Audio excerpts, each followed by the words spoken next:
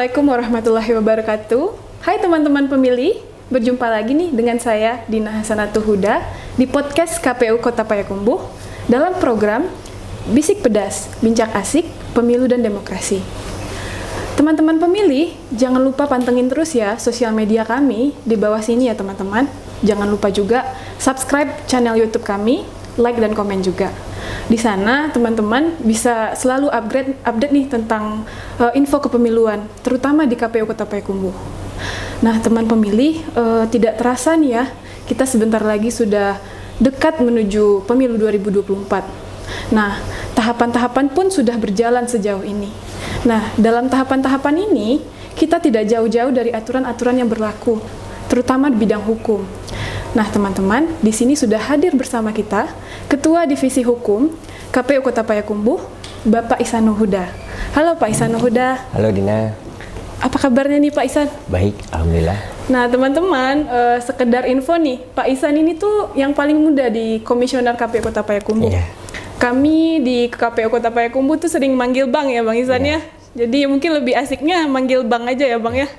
Kalau panggilannya sebenarnya si bungsu ya. Si bungsu kalau di komisioner ya Bang Ihsan ya. Ya.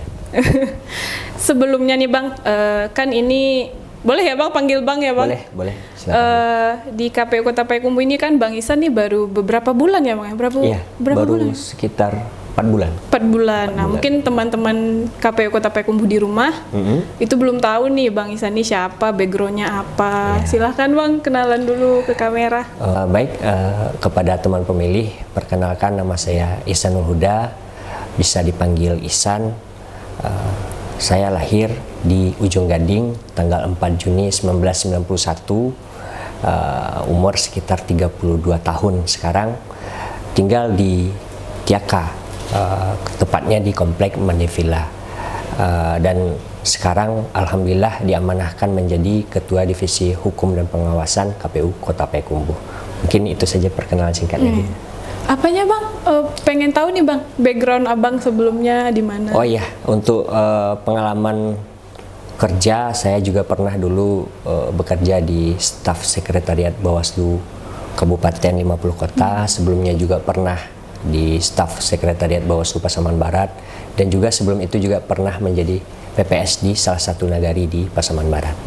Oh, berarti sudah familiar ya Bang dengan kepemiluan ini sudah lumayan lah, dari sekitar 5 tahunan. Ya udah mengerti lah seluk-beluk pemilu ya Bang. Insyaallah sudah.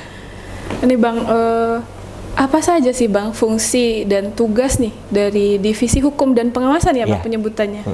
Mungkin bisa Bang jelaskan ke teman-teman pemilih gitu Bang. Oh, untuk tugas Divisi Hukum dan Pengawasan KPU Kota Payakumbuh itu untuk mengkoordinasikan, menyelenggarakan, mengendalikan, memantau, supervisi dan evaluasi terkait kebijakan. Yang pertama itu penyusunan rancangan KPU, keputusan KPU Kota Payakumbuh. Yang kedua itu melakukan telaah dan advokasi hukum. Yang ketiga itu dokumentasi dan informasi hukum. Yang keempat itu terkait dengan pengawasan dan pengendalian internal. Yang kelima itu penyelesaian sengketa tahapan, baik itu tahapan sengketa hasil pemilu dan pemilihan serta non tahapan pemilu dan pemilihan. Selanjutnya itu penanganan pelanggaran administrasi pemilu, penanganan pelanggaran administrasi, kode etik dan kode perilaku yang dilakukan jajaran ad hoc kita di KPU Kota Payakumbuh ya. Sangat komplit ternyata. Komplit. Sangat banyak tugasnya. Iya, emang harus update terus nih ya Bang, tentang aturan-aturan yang baru keluar. Iya. Dalam kepemiluan ini Bang, 2024 ya terutama. Itu apa saja sih Bang peran kita dalam menggiring tahapan-tahapan nih Bang?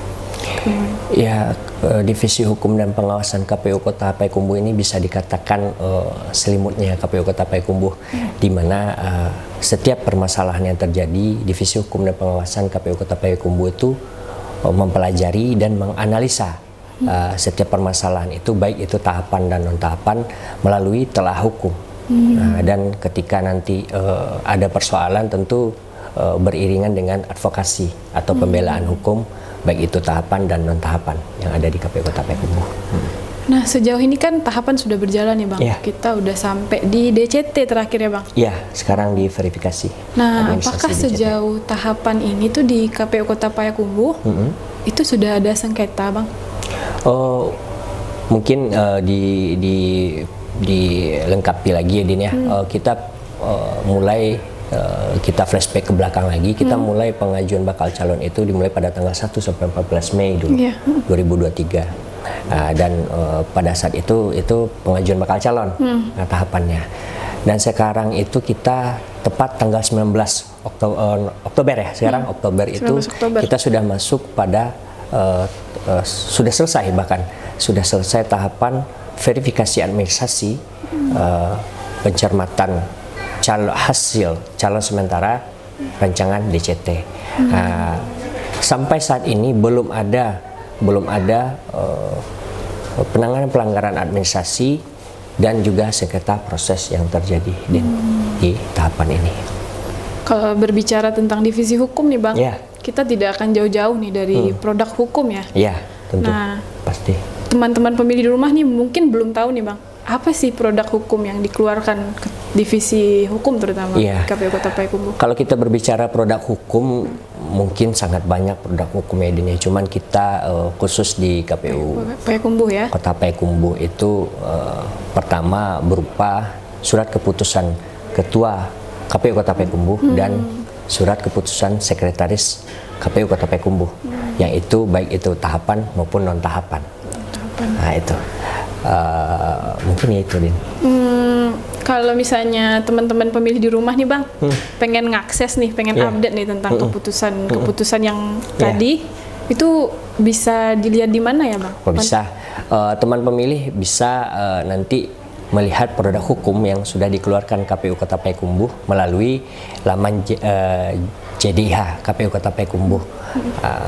Di situ lengkap, banyak informasi juga yang bisa teman pemilih dapatkan di aplikasi JDIH KPU Kota Payakumbuh. Karena kan penting ya, Bang, terutama masyarakat nih dalam menggiring kepemiluan ini, kita butuh partisipasinya kan, Bang. Dan itu tidak akan jauh-jauh dari produk hukum kan? Iya, pasti, Din. Iya. Mungkin kita langsung closing statement nih, Bang.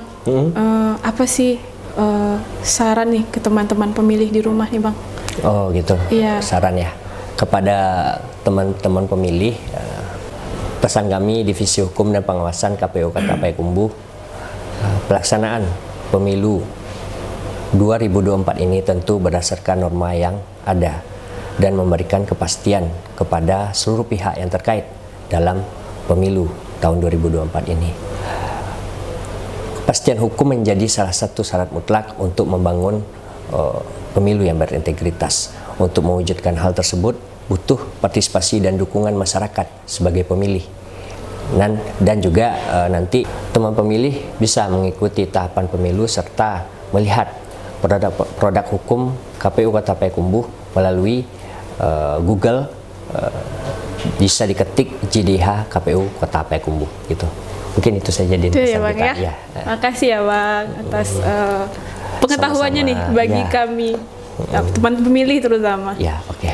Jadi teman-teman pemilih jangan lupa ya, pantengin terus nih info-info tentang KPU Kota Payakumbuh. Kalau info-infonya teman-teman pemilih bisa lihat di sosmed kami, ada di bawah sini. Dan untuk produk-produk hukum terbaru, SK Surat Keputusan Ketua, SK Sekretaris, itu teman-teman pemilih bisa lihat di laman JDIH kami, bisa lihat linknya di bawah sini. Lalu teman-teman pemilih juga jangan lupa pastikan nama-nama teman-teman terdaftar dalam daftar pemilih tetap. Nah, teman-teman bisa cek online ataupun ke kelurahan teman-teman pemilih nih. Kalau cek online, teman-teman pemilih bisa buka webnya, dicek DPT online. Di situ teman-teman pemilih masukin saja data diri teman-teman nih. Nanti keluar di sana tuh, di mana kelurahan teman-teman, TPS teman-teman. Nah, jika ada kendala untuk pindah, teman-teman bisa daftarkan ke kelurahan terdekat untuk dimasukkan ke daftar pemilih tambahan. Nah, teman-teman, sekian dulu podcast dari kami. Kalau ada salah dan janggal dalam perkataan maupun perbuatan, kami mohon maaf. Assalamualaikum warahmatullahi wabarakatuh. Sampai jumpa lagi.